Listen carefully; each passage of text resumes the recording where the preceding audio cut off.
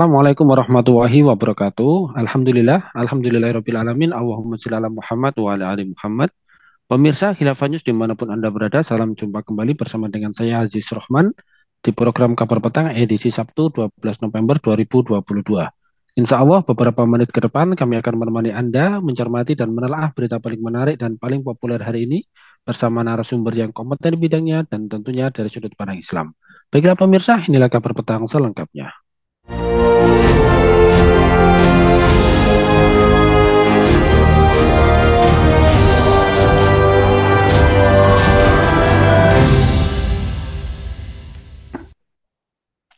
Pemirsa, Indonesia menjadi tempat selanjutnya bagi NCT 127 untuk melangsungkan tur konser dunia kedua mereka setelah dari Seoul, Korea Selatan.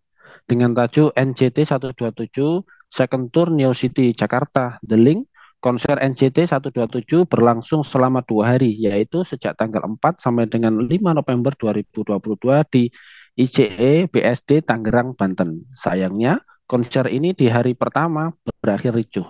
Konser NCT 127 itu harus diberhentikan 30 menit lebih cepat dari waktu yang ditentukan, kata Rusuh dan Norak hingga saat ini menjadi trending topik di Twitter. Cuitan kedua kata tersebut berhubungan dengan apa yang terjadi pada hari pertama konser NCT 127 di Indonesia pada kali ini. Nah, pemirsa, mengapa hiburan Korea mengglobal hingga disertai dengan tingginya antusiasme dari publik? Apakah gemuruh Korean Wave semata-mata demi kepentingan produk-produk industri dari Korea dan kaula muda? Dan seperti apakah sih dampak generasi muda yang mulai terpapar gelombang Korea? Bagaimana kita harus menyikapi terkait dengan fenomena ini? Pemirsa, untuk membahasnya kami telah terhubung dengan seorang analis politik dan media. Beliau adalah Bung Hanif Kristianto. Kita sapa dulu beliau. Assalamualaikum warahmatullahi wabarakatuh, Bung Hanif. Waalaikumsalam warahmatullahi wabarakatuh, Mas Aziz dan juga pemirsa dimanapun Anda berada. Alhamdulillah, ini bagaimana ini kabarnya nih, Bung Hanif? Sehat, Bung? Ya, sehingga bisa memantau jalannya konser ini ya. Ya, baik. Menyikapi terkait dengan pemberitaan yang cukup viral ya terkait dengan konser dari salah satu artis K-pop di tanah air ini ya. Ini kan kita juga melihat ya, ini sempat ada sedikit apa ya kericuhan begitu ya. Bahkan bisa dikatakan sempat menjadi trending topik ya di Twitter. Nah, melihat hal tersebut menurut pengamatan Anda ini seperti apa? Mengapa hiburan dari Korea ini bisa mengglobal hingga fenomenanya ya ini mendapatkan antusiasme yang cukup tinggi dari publik. Ini sebenarnya seperti ya dan sebesar apa sih K-pop itu bisa seperti itu? Ya, ini menarik ya kalau kita mengamati fenomena kegemaran anak-anak muda khususnya ya. Dan itu pun juga melalui media Twitter yang orang itu mencuit ya, kemudian juga bisa mudah dengan viral atau juga kalau di Twitter kan jadi trending topik ya. Ya, sekecil apapun pemberitaan yang sekarang ini masyarakat sudah menjadi pewarta ya. Ya, dalam artian citizen journalism ya, sehingga apapun yang terjadi secara cepat bisa dikabarkan ya. Lebih khusus kalau kita mengamati konser yang baru-baru ini terjadi di Indonesia yang sempat ricu dan di stop ya, karena memang di situ hanya rebutan souvenir ya dari apa sekelompok boy band ya, itu rela berdesak-desakan. Ini coba kalau itu pahala misalnya itu tampak ya, misalnya anak-anak muda itu akan mungkin akan memenuhi masjid-masjid yang selama ini juga banyak yang kosong ya. Nah, ini fenomena yang terjadi dan memang eh, dengan adanya industrialisasi di dalam dunia media yang artinya informasi itu cepat meluas, bahkan ini juga dimanfaatkan oleh K-pop ya, oleh juga boyband maupun yang lain ya, untuk mensugesti publik ya dengan eksistensi mereka. Nah, dan kita harus paham bahwa dunia sekarang ini ibaratkan masyarakat itu sedang mengalami problem yang cukup pelik ya dan akut ya, sehingga kesedihan itu terus menerus menimpa ya umat ini. Alhasil apa? Umat butuh hiburan. Nah, ya ini memang salah satu juga sebuah ini ya saluran ya untuk mengekspresikan hiburan, apakah berwisata ataupun juga berjoget-joget ya. Ada yang suka dangdut. Nah, ini kebetulan anak-anak muda ini suka K-pop. Nah, gelombang antusiasme publik yang besar ini kita tidak boleh apa mengenyampingkan begitu saja peran negara, khususnya negara Korea ya. Jadi Korea telah mencanangkan bagaimana mereka itu mengekspansi negara lain ya, dalam hal ini khususnya pangsa pasar mereka adalah dunia Muslim ataupun juga negara-negara yang lain, baik itu di Amerika, Eropa, yang melalui hiburan ya, entertain ya. Kalau kita bahasakan juga fun ya, kesenangan-kesenangan ya. Mungkin kalau Eropa kita di entertain dengan sepak bola ya, atau Piala Dunia, liga-liga tadi ya. Nah, tapi untuk Korea Selatan ini telah mencanangkan bahwa mereka akan mengentertain ya, menjajalkan menjajakan entertainnya khususnya dalam dunia hiburan ini ke seluruh penjuru dunia. Alhasil apa, antusiasme publik pun sangat sangat senang sekali ya. Saya sendiri juga mengamati bagaimana ketika K-pop tadi itu tampil di Amerika itu juga luar biasa. Padahal secara secara ras ya misalnya, atau secara suku misalnya, ataupun bentuk wajah dan kulit itu juga berbeda ya. Nah, nah ini sekali lagi gelombang ini menjadi industri baru Korea Selatan ke penjuru dunia. Nah, alhasil apapun itu, kalau ini ditopang oleh sebuah negara, maka ini akan menjadi kuat karena negara memberikan segala daya upayanya, bahkan sumber dananya juga ya, untuk mendukung satu program itu sukses, bahkan ini mengglobal dan mendunia. Seperti itu, Pak Salis. Ya, baik. Sebagaimana yang sudah sedikit Anda singgung tadi ya, bahwa sadar ataupun tidak ya, bahwa K-pop dan K-lifestyle ini nyatanya sudah menyebar di seluruh penjuru dunia ya, bahkan di Amerika, Eropa, Asia, dan lebih-lebih di negeri-negeri kaum muslimin seperti Indonesia. Nah, Anda melihatnya seperti apa ini, Bung Hanif? Apakah gemuruh Korean Wave ini semata-mata demi kepentingan mesin uang industri hiburan Korea Selatan, atau ada tujuan yang lain ini menurut Anda? Ya, sebetulnya selain ada kepentingan uang ya, karena juga Korea Selatan ini mengalami kebangkitan ekonomi ya. Kalau kita kenal Korea itu juga macan Asia kan gitu ya. Nah, tampaknya Iya. kebangkitan ekonomi melalui entertain itu juga nampaknya naga-naganya juga diadopsi oleh beberapa negara ya. Contoh Indonesia itu kan mengkampanyekan wisata ya. Bagaimana ada desa wisata, bagaimana kawasan wisata itu bisa menarik wisatawan asing ya, mengundang orang asing datang ke negeri ini untuk menikmati wisata di Indonesia. Nah, tampaknya ini juga eh, dilihat ada potensi uang di situ ya, potensi cuan di situ. Nah, sehingga ini bisa menjadi sebuah industri uang. Nah, lagi-lagi ini kita tidak bicara masalah uang semata. Lebih dari itu ada penyebaran sebuah budaya dan nilai-nilai. Ya, coba kalau pemirsa sebagai orang tua ataupun juga pemerhati remaja ya, bahkan di media, bagaimana ketika orang Korea atau yang kita sebut dengan opa-opa yang ganteng gitu ya, itu datang saja itu gemuruh teriakannya itu ya, wow gitu ya. Kayak kayak ketemu apa ya, orang paling ganteng sedunia gitu ya. Bahkan teriak-teriakannya sejak di bandara itu mereka sudah antusias untuk menyambut. Wah, bahkan kalau dulu saya juga mengamati fenomena anak-anak remaja itu bahkan memajang foto-fotonya di kamar pribadi mereka gitu ya. Jadi seolah-olah itu mereka menjadi Tuhan baru ya, dalam tanda kutip ya, menjadi Tuhan baru bagi mereka, menjadi fan ya. Ya, ini makanya kan mereka punya fan ya, ada fanboy, fan girl dan sebagainya ya, yang kalau kita amati juga ini menjalar ya, khususnya ke anak-anak muda. Nah, apakah orang-orang dewasa juga nggak suka Korea? Ya suka ya betulnya ya. Ada dramanya ya, drakornya yang eh, kalau kita amati ceritanya itu membuat melo, sedih ya dan sebagainya ya. Dan ini setiap masa itu berganti pemerannya gitu ya. Jadi kalau dulu kita kenal mungkin F4 kan gitu ya dan sebagainya. Dan sekarang ganti lagi ya, ada dengan macam-macam ya.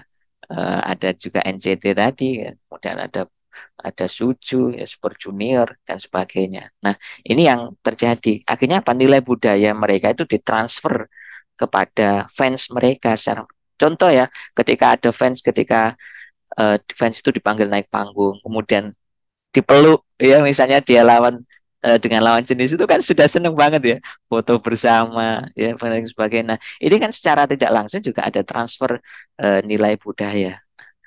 Alhasil apa? Ini sebuah peradaban yang sebetulnya menghamba kepada materi, materialisme ya, atau kesenangan itu diukur dari sebuah materi yaitu pencapaiannya dan sebagainya. Nah, ini yang kalau kita makanya kita tidak heran bahkan apa band-band boy band dari Korea itu menjadi brand ambassador sebuah produk di Indonesia ya. Kalau pada puncak-puncak misalnya flash sale ya, kemudian juga launching produk kemarin itu launching produk itu satu mall itu penuh mas ya. Saya itu heran. Dan si apa opa Korea ini hanya tampil 10 menit ya. Karena saking penuhnya kemudian juga sudahlah diberhentikan aja. Padahal itu launching produk ya. Subhanallah saya Iya. itu ya Allah luar biasa seperti ini kah ya daya magnetnya ya. Dan alhasil apa? Kadang-kadang ini membutakan logika kita gitu ya. Seolah-olah ganteng itu ukurannya Korea ya. Kan? Karena saya pernah coba meneliti beberapa siswa saya itu atau anak-anak sekolah SMA, kenapa sih kamu suka Korea gitu ya? Ganteng Pak gitu ya. Salah satunya gitu. Waduh, ini saya kalah saingan nih ya. Dengan apa-apa Korea. Nah, seperti itu. Jadi tidak hanya uang, tapi juga ada di sini ada penyebaran budaya dan nilai-nilai yang bisa jadi dalam tanda kutip itu di luar Islam ya. Nah, alhasil apa kalau Ya, baik. yang itu yang terjadi. Nah, seperti itu, Mas. Ya, baik. Berarti secara tidak langsung memang K-pop dan juga K-lifestyle ini bermuara pada satu peradaban ya, yakni peradaban kapitalisme ya, yang sebagaimana yang sudah Anda singgung tadi. Nah, kemudian pertanyaan selanjutnya ini, Bung Hanif. Kira-kira apa ini? Apa dampak generasi muda kita yang dalam tanda petik ya terpapar gelombang Korea? Kita harus menyikapinya seperti apa ini agar menjaga kelangsungan generasi kita, terutama para remaja Islam. Iya, memang ini paparan ini sebenarnya sudah melampaui paparan COVID-19 ya, Korean Wave ini ya. Jadi sebelum ada COVID ini, Korea ini sudah memapar kita ya. Bahkan kita terhenyak ya dengan kehadiran Korea ya, seperti itu melalui dunia hiburannya. Nah, yang pertama dampak dari terpapar gelombang Korea ini kan satu ya, seseorang kalau kita katakan anak-anak remaja, pemuda itu biasanya kehilangan jati diri ya. Padahal Allah itu kan menciptakan manusia itu kan berbeda-beda dan punya keunikan Mas ya, pemirsa ya. Jadi kalau kita menstandarkan ganteng, cantik itu seperti Korea, nah ini kan seolah-olah kita itu, waduh, saya ini menjadi manusia yang merugi gitu ya. Kok nggak kayak mereka itu. Bahkan kadang-kadang mereka tampil ingin seperti mereka itu kan. Selain gelombang Korea kan juga ada gelombang Jepang apa ya dengan apa cosplaynya ya, dengan musiknya juga. Nah, ini kan saya juga mengamati eh, beberapa gelombang-gelombang yang itu masuk ke negeri ini yang kalau tanpa filter juga. Nah, alhasil apa ya anak-anak muda kita ini kehilangan jati diri dia sebagai seorang muslim ini yang pertama ya. Yang kedua, yang kalau ini paparan yang kedua ini juga sangat berbahaya ya. Bisa jadi apa? Mereka itu ya dalam tanda kutip menuhankan selain Allah ya. Nah, makanya mereka ada namanya idol ya, idola baru mereka. Padahal di dalam Islam itu nggak kalah idola-idola itu. Ada kok yang lebih ganteng dari opa-opa Korea itu ada loh ya. Jadi bagaimana Mus'ab bin Umair gitu kan, kalau sahabat-sahabat itu ya, yang gantengnya subhanallah ya, baunya itu dari jarak jauh itu sudah, karena dia anak bangsawan coba pada masa itu ya. Kemudian kalau dari sisi kesuksesan, banyak juga sahabat-sahabat yang sukses. Misalnya dari sisi kekayaan, bagaimana eh, sahabat Abdurrahman bin Auf, ya, Abu Bakar As-Siddiq, ya, Umar bin Khattab itu juga orang-orang yang kaya sebetulnya. Ya, namun kekayaan itu bukan semata untuk dinikmati untuk dia, tapi digunakan untuk Islam. Ya, sekali lagi dipersembahkan untuk Islam. Ya, nah ini sahabat-sahabat itu luar biasa. Nah ini yang kita khawatirkan adalah mereka menuhankan ya manusia ya, selain juga menuhankan Allah gitu loh ya. Nah ini yang kita khawatirkan di sini ada pergeseran keimanan. Kemudian yang ketiga ini yang kalau generasi muda ini terpapar gelombang Korea yang akhirnya dipuja-puja itu kan seolah-olah ya kan budaya yang perfect itu ya seperti mereka ya kan. Makanya mereka fans itu kan akan mengikuti idolanya kan. Kalau idolanya pakai satu produk, wah mereka aja pakai. Nah ini bagian dari eh, model-model marketing kayak begitu ya. Jadi ingin sama dengan yang lain tuh. Oh, idola saya pakai ini, jadi aku juga harus pakai ya. Nah, bisa jadi itu kan dipinjemi ya, misalnya pakai tas yang mewah. Itu kan kalau saya membaca di beberapa media itu kan kadang-kadang artis itu dipinjemi aja untuk jadi brand ambassador ya. Nah, biar menarik orang lain ya, khususnya orang Asia itu yang suka berbelanja, suka pengen tampil seperti mereka, ingin jadi gengsi itu, harga gengsi itu lebih mahal ya, ya, daripada fungsi kadang-kadang ya. Nah, ini yang nah, karenanya bagaimana menyikapi ini? Yang pertama ya ini sekali lagi remaja Islam atau pemuda-pemuda di negeri ini itu harus memiliki filter yang kuat, pondasi yang kuat, yakni akidah Islam. Bahwasanya apa? Ya, yang sebagai petunjuk di dalam kehidupan, role model baik dan buruk itu adalah standarnya akidah Islam, ya, bukan standar yang dibuat-buat oleh manusia. Nah, sehingga kalau seorang remaja punya akidah Islam yang kuat, maka dia tidak akan mudah terpapar ya di gelombang Korea yang radikal ya. Kan gini sangat radikal ya gelombang Korea ini ya. Jadi bahkan itu dia itu apa ya, menyasar alam bawah sadar anak-anak remaja kita gitu kan. Jadi idolanya ganti mereka kan gitu. Ini kan sangat berbahaya ya kan. Nah, ini makanya yang ketiga ya, anak-anak muslim atau remaja muslim harus dekat-dekat dengan masjid dan orang-orang yang baik, orang yang soleh. Cari circle yang sefrekuensi ya di dalam Islam. Jadi agar tidak mudah terpapar. Sekarang juga sudah ada apa K-popers yang taubaters ya gitu ya, atau XK-Wave ya. Jadi cerita bahkan kenapa mereka itu sampai seperti itu. Nah, ya, kita harus tahu bahwa hidup ini punya visi misi. Kita ini hidup sebagai hamba Allah, bukan hamba idola-idola itu ya. Kita bukan hamba mereka. Nah, ini yang harus kita pahami. Nah, yang ketiga yang paling penting adalah ini di dunia pendidikan ya, khususnya para guru atau orang tua di rumah. Nah, ini menyampaikan bahwa kamu ini ya, anak-anak, kamu ini adalah seorang muslim ya, yang mempunyai dari jati diri yang unik dan berbeda dengan yang lain. Kepribadianmu adalah kepribadian Islam dan itu keberbedaan yang luhur, tinggi ya. Ya, dan inilah yang layak kita banggakan di hadapan Allah Subhanahu wa taala ya. Dan apa yang kamu idolakan tadi itu adalah fana ya. Kesenangan yang sesaat tidak akan banyak manfaat ya.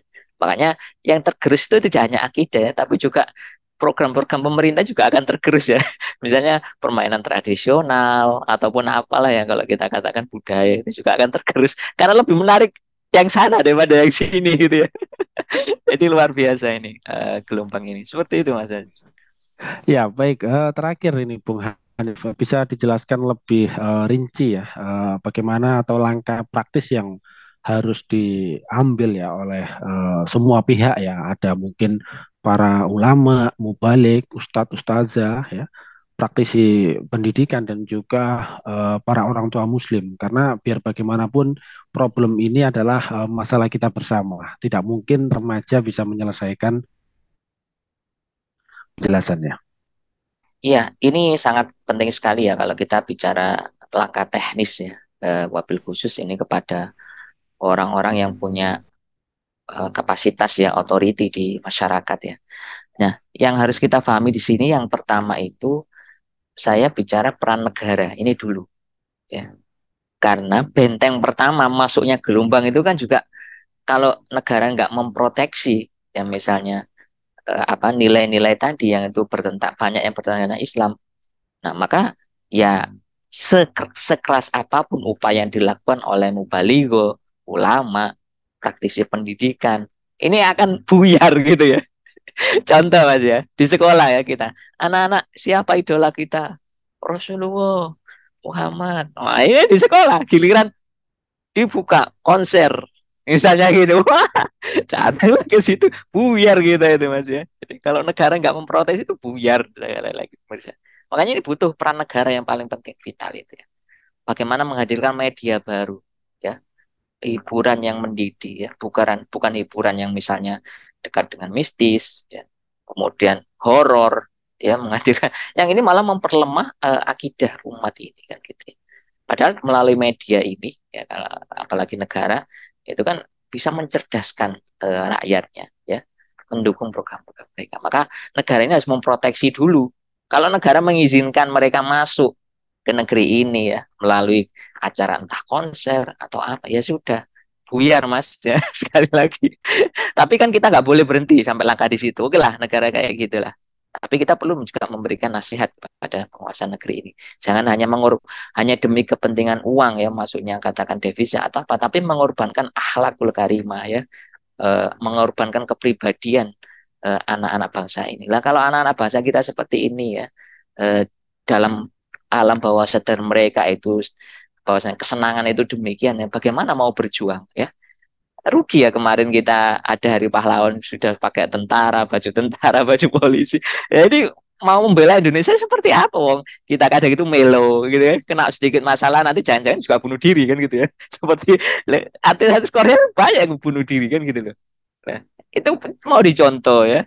Gitu itu kalau bunuh diri ini bagaimana ini spirit dari pahlawan gitu ya yang kemarin diperingati anak-anak di sekolah itu yang sudah pakai baju tentara, pakai baju pahlawan dan sebagainya ini nggak boleh dilupakan. Nah, karenanya itu negara yang pertama memproteksi. Yang kedua peran media ya media jangan hanya kok ngambil keuntungan atau rating semata ya, yang itu mengakibatkan tidak hanya korban jiwa loh ya, tapi juga korban-korban apa ya otak-otak atau pemikiran yang sebetulnya bersih jernih ini diambil ya ya tergerus oleh ya fikih pengaruh-pengaruh budaya-budaya tadi ya yang menghambakan kepada materi yang karenanya para mubalik ulama ya khususnya ini yang memiliki kapasitas keilmuan maka terus disampaikan jadi mereka tidak hanya menyampaikan pentingnya sholat sedekah ya haji umroh hanya itu tapi kita harus waspada ya kan? Nah, bagaimana juga kepada siapa kita itu menghamba, ya,